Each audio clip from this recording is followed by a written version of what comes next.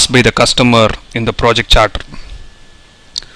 Planning and executing are iterative in nature, and this is very correct in terms of agile methodology, where you are dealing projects in terms of iterations rather than going by waterfall model. What needs to be executed has to be planned and elaborated in the project management plan.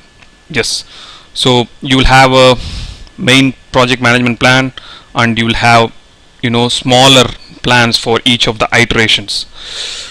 The PM plan also becomes the basis for the monitoring and controlling processes, wherein the baselines are referred and appropriate change requests are raised in case of any changes to the baseline. Yeah, so a baseline is something which is approved and the customer says, yeah, I am ready to pay you so much. So that baseline should not be breached.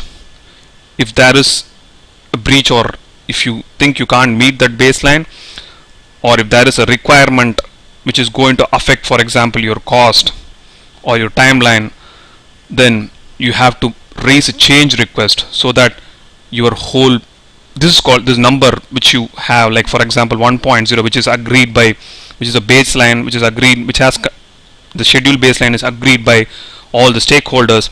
Now the customer comes up with a new requirement. Now your baseline would change. So now this, you cannot just go and execute or do it. You have to put this in a document and you have to reversion it. For example, you give it 1.1. Now your schedule baseline, instead of being 30 days, it's 40 days. Then this has to be approved by the change control board. The change control board can be the senior management or the mix of senior management as well as the customer. Once the customer has approved it, then you can go ahead and have this new baseline. That means that you can now go ahead and do this requirement, or you can execute this project as per the new requirements. Now inputs to this particular process. So project charter is one of the main inputs because it has all high level details. So when you get the project charter, instead of just going and starting to execute the project, it is necessary to plan for those items that is specified in the project charter. You have high level requirements in the project charter. You have high level budget in the project charter. You will have high level schedule in the project charter. Now you go and see whether you can, whether this is possible, or how would you execute this. This plan, you put it in a project management plan.